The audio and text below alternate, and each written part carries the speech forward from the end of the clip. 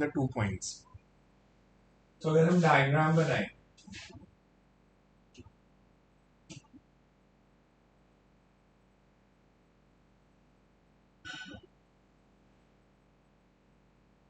हमारे को यहाँ पे चार्ज दिए इट्स 10⁻⁻⁸ कूलम और 2 पॉइंट्स दिए हैं. मैं कोई भी रैंडम पॉइंट्स अगर ले लूं, से एक पॉइंट ए और एक पॉइंट बी,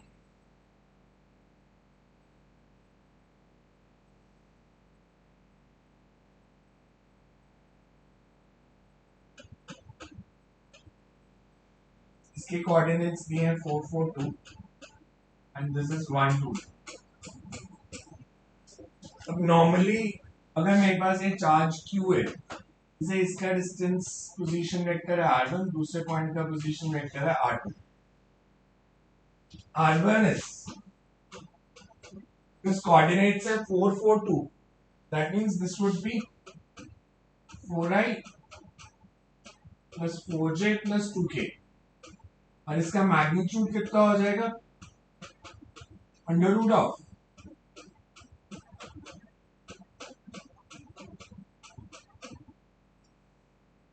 मतलब 16 plus 16 plus 4. मतलब हमें इस चार्ज क्यू से इसका डिस्टेंस दिया है 6 मीटर. सिमिलरली बी का पोजीशन वेक्टर है 1 2 2. That means 1i plus 2j plus 2k. इसका magnitude under root of 1 square plus 2 square plus 2 square. That means 3. अब इस न्यूमेरिकल में था ही नहीं कुछ, हमें चार्ज दिया. अगर मैं बोलूँ ये चार्ज q है, इसके डिस्टेंस r है r1, तो इसकी पोटेंशियल कितनी हो जाएगी? पॉइंट ए की पोटेंशियल अगर मैंने बतानी है तो that would be kq1/r1. 9 into 10 raised to power 9. Charge हमें दिया है 10 to the power -8 कूलम और r1 डिस्टेंस है 6 meter. So this is basically 90/6. So A की पोटेंशियल है 15 वोल्ट. सिमिलरली B की पोटेंशियल kq2/r2. चार्ज तो सेम ही है, मतलब q1 q2 हम ले रहे हैं but it's same. Charge q is, इसको भी q ही ले सकते हो. So kq/r2. So potential would be 9 into 10 raised to power 9 into 10 to the power -8 by distance is 3. अब इस न्यूमेरिकल में क्या था? हमें पॉइंट ए की पोटेंशियल दी है, हमें बी की पोटेंशियल भी पता है, पोटेंशियल डिफरेंस बताना था. तो अगर आप डेल्टा वी को लेते हो VB minus V A, that would be 30 minus 15. तो ये आंसर था 15 वोल्ट. सो हमें चार्ज पता था, दो दो पॉइंट्स दिए हैं ए और बी. ए का डिस्टेंस निकाल लिया, नॉर्मल वेक्टर्स का फॉर्मूला लगा के बी का डिस्टेंस निकाल लिया, दोनों पॉइंट्स की पोटेंशियल निकाल लिया और डिफरेंस ले लिया. देखो इसमें कुछ नहीं आ रहा समझ, तो क्लियर है सबको ये? इसमें कोई डाउट है तो देख लो. Yes sir. Next is two particles of equal masses 5 gram each and opposite charges 40 and -40 microcoulomb are released from a separation of 1 meter between them. Find the speed of the particles when separation between them is reduced to 50 centimeter. So हमें initial separation दिया है कि initial separation is 1 meter. You have to find the potential when final separation is given. कि final separation is 50. पहले मेरे को ये बताओ, एक पॉजिटिव चार्ज है, एक नेगेटिव चार्ज है, ये एक दूसरे को अट्रैक्ट करेंगे या रिपेल करेंगे? अगर एक दूसरे को अट्रैक्ट करेंगे तो पहले इनके बीच में डिस्टेंस है 1 मीटर और बाद में इनके बीच में डिस्टेंस दिया है 0.5 मीटर. तो जब डिस्टेंस चेंज कर रहा है, पास आ रहे हैं, पोटेंशियल एनर्जी बढ़ रही है या कम हो रही है? अपने आप पास आ रहे हैं, आप कुछ कर रहे हो, 40 -40 कम हो रही है, पोटेंशियल एनर्जी कम हो रही है.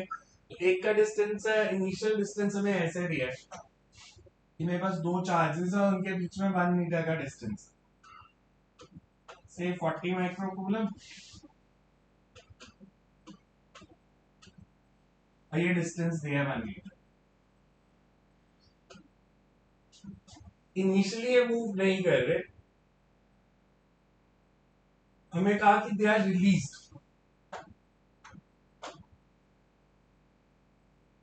मतलब इनिशियली उनको रोका हुआ था, फिर जब उनको रिलीज किया, इनिशियली रोका हुआ था, तो जब ये 1 मीटर की सेपरेशन पे थे, मूव नहीं कर रहे, तो इनके पास कौन सी एनर्जी है अभी? सिर्फ पोटेंशियल। सिर्फ पोटेंशियल। दो चार्जेस Q1 Q2 उनके बीच में डिस्टेंस है R1, तो पोटेंशियल एनर्जी कितनी हो जाएगी? Potential energy of system of two charges, formula क्या था? Q1 Q2 by R square. R square या R? R. Q1 Q2 का R स्क्वायर तो फोर्स थी। तो मेरे को ये पता है कि इनिशियली जब ये किसी सेपरेशन पे है, तो इनके पास ये पोटेंशियल एनर्जी है Q1 Q2 by से R1, और इनकी काइनेटिक एनर्जी इनिशियली कोई। क्लियर इतना कि इनिशियली सिर्फ पोटेंशियल ही और कोई काइनेटिक नहीं है। फिर इन्होंने एक दूसरे को अट्रैक्ट करना शुरू किया, ये पास आना शुरू हो गए। थोड़े टाइम के बाद इनके बीच में जो डिस्टेंस है वो 50 सेंटीमीटर रह गया, मतलब 0.5 मीटर रह गया। अब जब ये पास आ रहे हैं तो ये कुछ स्पीड भी एक्वायर करेंगे। एक मूव कर रहे हैं, दोनों मूव कर रहे हैं, दोनों मूव करेंगे, एक दूसरे के पास आएंगे। तो जब काइनेटिक एनर्जी लेनी है इन दोनों की, पहले ये बताओ, बिकॉज हमें दिया था दोनों का मास सेम है, दोनों का मास सेम है 5 ग्राम। अगर इन दोनों का मास सेम है 5 ग्राम, तो इनकी वेलोसिटी भी सेम होगी, होगी या नहीं होगी? और रीजन क्या होगा? अगर इनका मास सेम है तो इनकी वेलोसिटीज भी सेम होंगी। उसका रीजन क्या होगा? दोनों पे इक्वल फोर्स लग रही है। Conservation of linear momentum. Initially momentum कितना था? यहां पे मोमेंटम कितना है? जब दोनों रेस्ट पे है तो मोमेंटम 0 है ना। तो फाइनली जब दोनों मूव करेंगे, से अगर मैं मानूं एक की वेलोसिटी v1 एक की v2, फाइनल मोमेंटम भी 0 होना चाहिए, क्योंकि क्यों? एक्सटर्नल फोर्स नहीं लग रही, इंटरनल लग रही है, एक दूसरे पे फोर्स लगा रहे हैं। तो इसका मतलब v1 is equals to minus v2। Negative sign क्या सिग्निफाई कर रहा है? Opposite direction. कि मूव तो दोनों एक ही स्पीड से कर रहे हैं पर ऑपोजिट डायरेक्शन में। तो मैं मान लेता हूं कि जब ये डिस्टेंस 0.5 रह गया, ये मूव कर रहा है इधर विद स्पीड भी, ये मूव कर रहा है इधर विद स्पीड। अब अगर मैं इधर एनर्जी पूछूं तो कितनी होगी? पोटेंशियल एनर्जी कितनी हो जाएगी?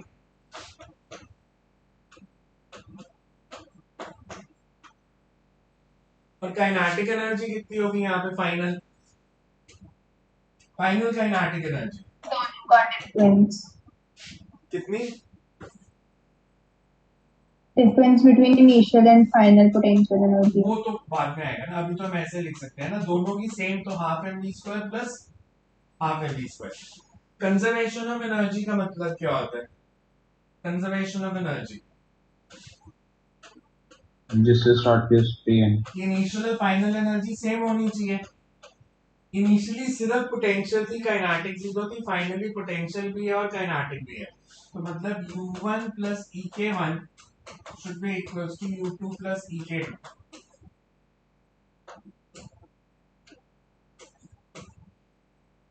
ये 0 है तो मेरे पास आ जाएगा ek2 is u1 minus u2। और काइनेटिक एनर्जी फाइनली कितनी है? mv square.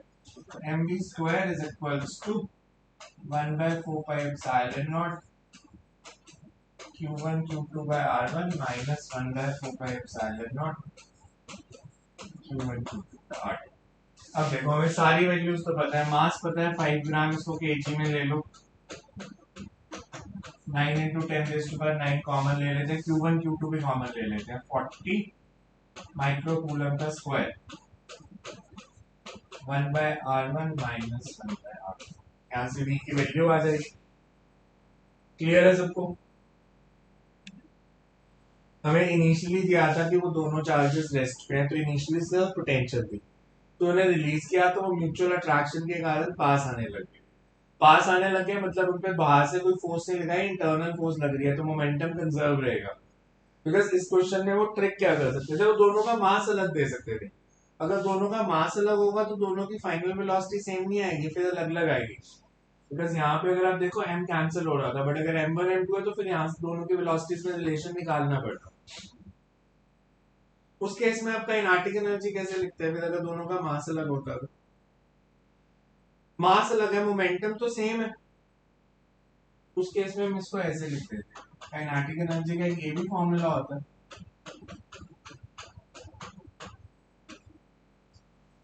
P²/2m। तो P दोनों के लिए सेम है, मासेस अगर दिए होंगे तो पुट कर देना, अदरवाइज इस क्वेश्चन में तो सिंपल ही था, दोनों का मास सेम है तो आपने सॉल्व। देखो इसमें कुछ नहीं आया समझ। इनिशियल पोटेंशियल एनर्जी थी, फाइनल पोटेंशियल और काइनेटिक दोनों थी। इनिशियल और फाइनल एनर्जी को इक्वेट कर दिया, स्पीड की वैल्यू आ जाएगी। Any doubt? वो mv² है, हाफ mv² है नीचे सबसे mv²। ये टोटल काइनेटिक एनर्जी mv² है, half mv² plus half mv², half plus half. तो इसलिए total kinetic energy is mv²। Clear? कुछ पूछना है इसमें से तो पूछो। करें next? Yes. Two identical circular loops, each of radius r, have charges 2q and q placed coaxially। coaxially का मतलब क्या होता है कि दोनों का एक्सेस सेम है, दो चार्जेस हैं, दो लूप्स हैं, दोनों का रेडियस r है। ये लूप है,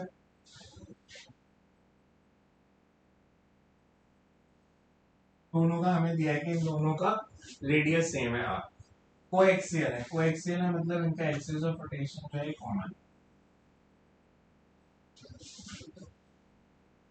एक पे चार्ज है 2q, चार्ज है q, इसका सेंटर c1, इसका c2, इन दोनों के सेंटर में डिस्टेंस दिया है √3r। अब मेरे को C1 के सेंटर पे पोटेंशियल बताना। अगर ये सब रिंग और इस पे चार्ज है 2q, तो इसके अपने चार्ज के कारण C1 पे पोटेंशियल कितनी होगी? एक रिंग है उस पे चार्ज 2q है, उसके सेंटर पे पोटेंशियल क्या होगी?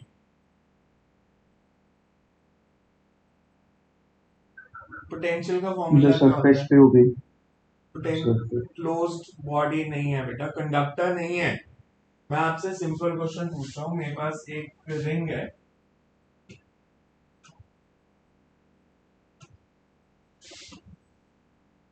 इस पे चार्ज 2q है, इसका रेडियस r है, इसके सेंटर में पोटेंशियल। अच्छा यहाँ पे अगर मैं छोटा सा चार्ज लूं dq, इसके कारण यहाँ पे पोटेंशियल क्या हो जाएगी? dq के कारण, dq से यहाँ तक डिस्टेंस कितना है? r। और पोटेंशियल अगर मैं छोटे से चार्ज की पूछता तो अब क्या लिखते हैं? 1/4 पे एप्सिलॉन नॉट dq/r। टोटल निकालनी है, कांस्टेंट क्या करेगा? मैं dq कहीं पे भी लूं, r बदलेगा या r सेम ही रहेगा? मैं ऐसे यहाँ पे कहीं पे भी dq ले लूं, सेम रहेगा। r तो सेम रहेगा। पोटेंशियल की डायरेक्शन होती नहीं, तो मतलब आपको ऐड ही करना है ना। अगर मैं इसको इंटीग्रेट कर दूं, इस टर्म को इंटीग्रेट कर दूं अगर मैं, तो इंटीग्रेशन ऑफ dq क्या हो जाएगी? इंटीग्रेशन ऑफ dq मतलब एडिंग ऑल सच चार्जेस। इस पे चार्ज कितना था टोटल? 2q। तो integration of dq is 2q। तो अगर अब देखो इसको कैसे करेंगे,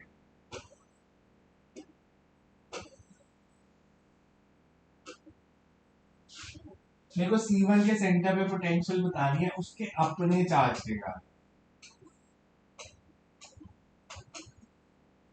2q/r, इस पे चार्ज q है, इस रिंग के किसी भी पॉइंट का, रिंग के किसी भी पॉइंट का C1 से डिस्टेंस कितना है? तब ये डिस्टेंस कितना है?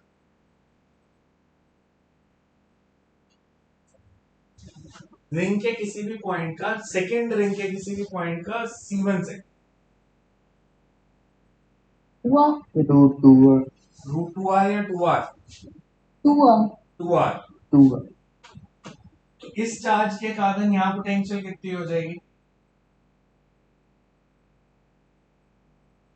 Q/2 चलिए क्या आ गया, 1/4πε0।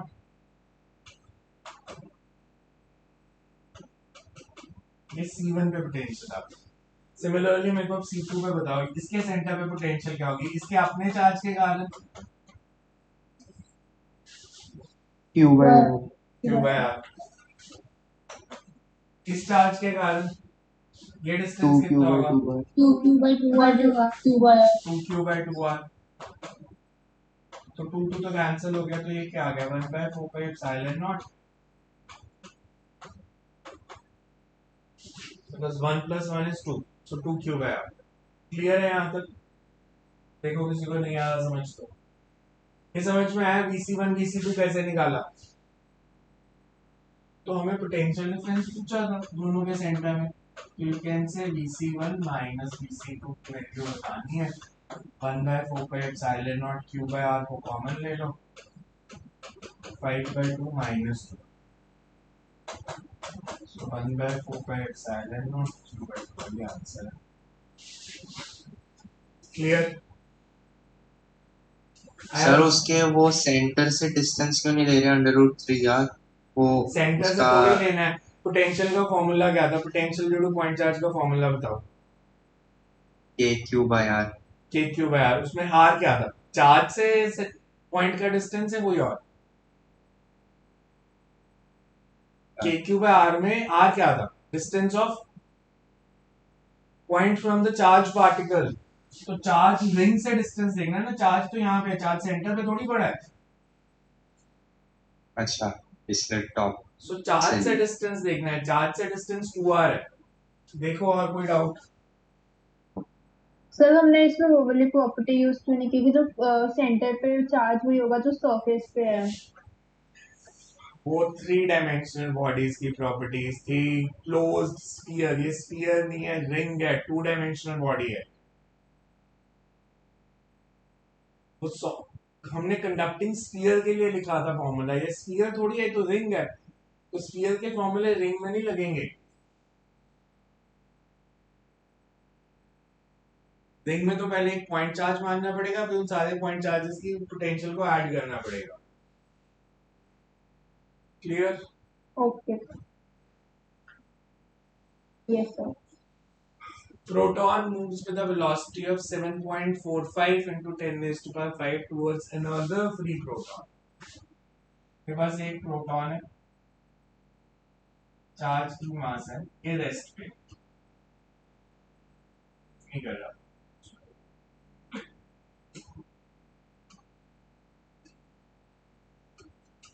एक दूसरा प्रोटॉन है जो लार्ज डिस्टेंस से आ रहा है, चार्ज इस पे ही मास है, बट ये मूव कर रहा है with the velocity of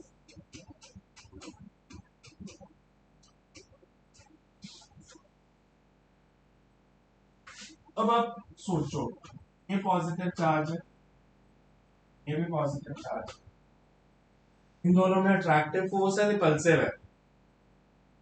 repulsive. तो इस पे फोर्स किधर लगेगी, right side left side? Right. Right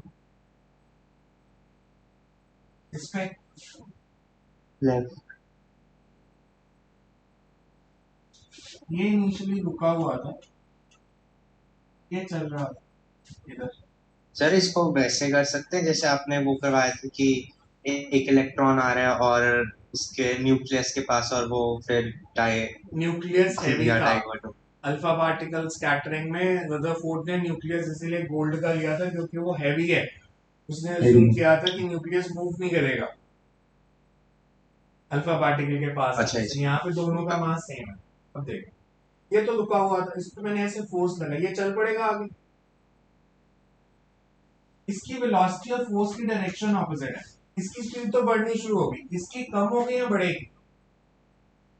कम होगी। कम होगी। एक स्टेज आएगी जब दोनों एक ही वेलोसिटी से मूव कर रहे होंगे, और फिर ये ऐसे ही मूव करते रहेंगे, उनकी रिलेटिव वेलोसिटी 0 हो जाएगी। तब जो डिस्टेंस होगा, जब इनकी रिलेटिव वेलोसिटी सेम होगी, इसके बाद अब डिस्टेंस बढ़ेगा। क्यों बढ़ेगा? एक बार जब इनकी रिलेटिव वेलोसिटी जीरो हो गई, बिकॉज इसकी वेलोसिटी अब बढ़ेगी और इसकी कम होती जाएगी, बस इस पे फोर्स इधर लग रही है और इस पे फोर्स इधर लग रही है। मतलब इसके लिए वेलोसिटी और फोर्स की डायरेक्शन सेम है, इसके लिए वेलोसिटी और फोर्स की डायरेक्शन ऑपोजिट है। अब प्रैक्टिकली सोच के देखो, मैंने इस डिस्टेंस पे डिस्टेंस ऑफ क्लोजेस्ट अप्रोच क्यों बोला? ऐसे वैल्यूज अज्यूम करके देखते हैं। मान लेते हैं पहले इसकी वेलोसिटी 0 थी, इसकी 10 थी। अब देखो, अगर ये 0 वेलोसिटी से वाले 10 से पास आ रहा है तो इनके बीच में डिस्टेंस बढ़ेगा कम होगा? जब ये कम होगा। 0 से कम होगा। अब थोड़ी देर के बाद इसकी वेलोसिटी मान लो हो गई 1 और इसकी हो गई 9। अब डिस्टेंस बढ़ेगा कम होगा? ये तो 1 मीटर ही आगे गया और ये 9 मीटर आगे आ गया, तो अभी डिस्टेंस कम कम होता होगा। रहेगा। एक स्टेज आएगी जब मान लो दोनों की वेलोसिटी 5 होगी।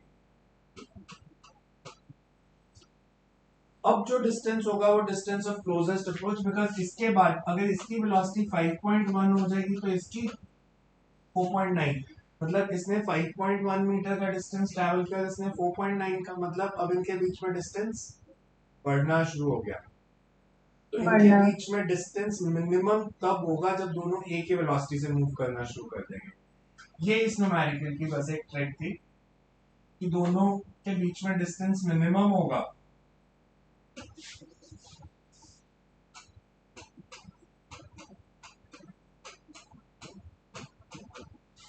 distance between two particles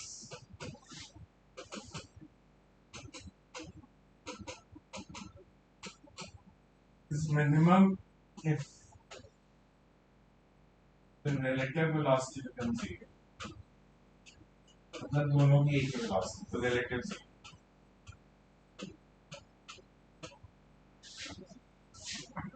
conservation of momentum लगाएं। पहले सिर्फ एक ही मूव कर रहा था, दूसरा रेस्ट पे था। फाइनली दोनों मूव कर रहे हैं और एक ही वेलोसिटी से मूव कर रहे हैं, तो v कितना आ जाएगा?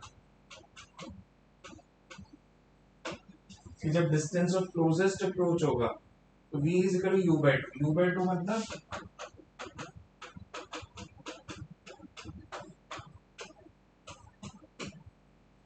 जब दोनों प्रोटॉन्स की ये वेलोसिटी होगी तो डिस्टेंस मिनिमम। इनिशियली सिर्फ एक मूव कर रहा था और हमें दिया था directly towards another proton, initially at rest 7.45 into 10 raised to power 5, ये रुका हुआ है। तो इनिशियल एनर्जी कितनी है?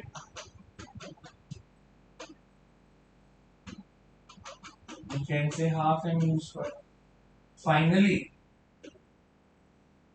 दोनों के बीच में डिस्टेंस रह गया r और दोनों मूव कर रहे हैं वेलोसिटी v से, तो फाइनल एनर्जी कितनी होगी? फाइनल काइनेटिक एनर्जी कितनी होगी? Half M V square plus half M V square. Final potential energy होगी कोई? इनिशियली तो हमने लार्ज डिस्टेंस है तो इनिशियल पोटेंशियल एनर्जी नहीं लेते, अब पोटेंशियल एनर्जी होगी। दो चार्जेस के बीच में अगर डिस्टेंस आर है तो पोटेंशियल एनर्जी का formula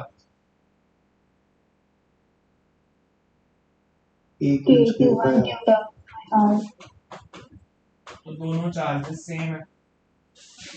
again conservation of energy, initial energy is equals to final energy.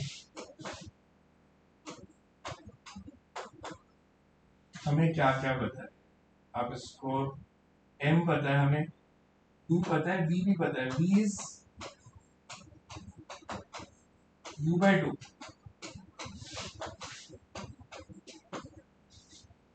mu square by 2 minus mu square by 4।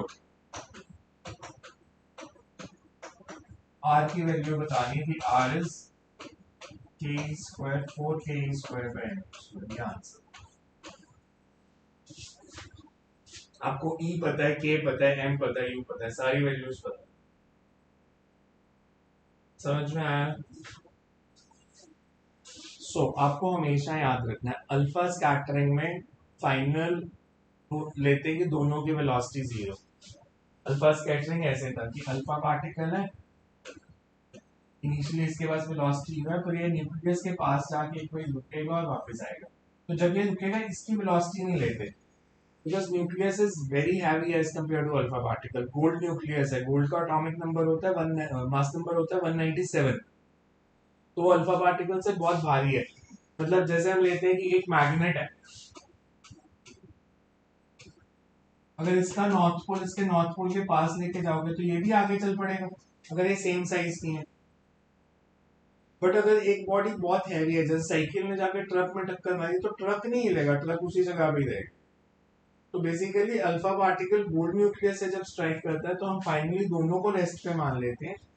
पर जब दोनों बॉडीज का मास सेम ऑर्डर हो, सेम ऑर्डर मतलब जरूरी नहीं है सेम हो, सेम ऑर्डर हो कि 1 ग्राम्स में है तो दूसरा भी ग्राम्स में ही है, 1 ग्राम है दूसरा 5 ग्राम है, ऐसे कुछ भी हो, जब सेम ऑर्डर होगा तो फाइनल वेलोसिटी जीरो नहीं लेनी, फाइनल रिलेटिव वेलोसिटी जीरो लेनी है। फाइनल रिलेटिव वेलोसिटी जीरो का मतलब दोनों की final speed distance of closest approach पे सेम लेनी। देखो इसमें कुछ नहीं आ रहा समझ। 11th के अगर थोड़े बहुत न्यूमेरिकल के होते तो इतना मुश्किल नहीं था, बिकॉज 11th में काफी यूज हुआ था कंसेप्ट। सेंट्रोइडल फ्रेम में हम न्यूमेरिकल्स को सॉल्व करते थे, तो सेंट्रोइडल फ्रेम में यही होता था कि फाइनल वेलोसिटी दोनों की सेम। समझ आ रहा है ये? कोई डाउट है तो पूछ लो मेरे से। क्लियर है सबको? इसकी पीडीएफ फाइल चाहिए, सेंड करूं ग्रुप में, क्या कर दिया नोट? सर सेंड कर दो, नो क्या मैं इसकी पीडीएफ सेंड कर दे तो कुछ नहीं आया अगर इसमें समझ तो देख लेना, फिर क्लास में पूछ लेना चाहे मेरे से। तो इसको एक बार सारे चारों न्यूमेरिकल्स करके देखो। हाँ जी पूछो। मेरी फाइनल एनर्जी इतना कैसे निकला था? मेरा इंटरनेट हटा गया था सर। फाइनल एनर्जी हमने लिखी है कि फाइनली दोनों एक ही वेलोसिटी से मूव कर रहे हैं। इसकी हाँ, जब वेलोसिटी मिनिमम थी तो डिस्टेंस इसकी तभी भी आएगा। हाँ, तो पोटेंशियल एनर्जी हो जाएगी kq² r, और काइनेटिक एनर्जी दोनों की हाफ एम वी स्क्वायर, तो half M V square plus half M V square, तो final is M V square. इसको हमने इक्वेट कर दिया कि हाफ एम स्क्वायर जो इनिशियली पहले वाली थी। इनिशियल काइनेटिक ही थी सिर्फ, इनिशियल काइनेटिक को फाइनल काइनेटिक प्लस पोटेंशियल के साथ इक्वेट कर दिया। और ये जो इनिशियल वाली ये पहले वाले पार्टिकल की थी। हाँ, half पहले mv square। पहले तो एक ही पार्टिकल मूव कर रहा है ना, दूसरा तो हाँ, और रेस्ट पे दूसरा था। रेस्ट पे था। क्लियर है? तो ये देख लेना। इस टाइम पे वैसे मैं 9:30 to 10:30 फ्री होता हूँ, अगर आपको किसी भी दिन क्लास लगानी हो तो मेरे को बोल सकते हो, मैं इस टाइम पे लगा सकता हूँ क्लास। 9:30 to 10:30 मेरे पास कोई काम नहीं है अभी, सो आई कैन डू दिस की एक्स्ट्रा क्लास लगानी है तो हम लगा सकते हैं न्यूमेरिकल्स की। और इसमें से नहीं समझ आया तो मेरे से पूछ लेना, ठीक है? Thank you sir. Thank you sir. Thank you sir. Thank you sir.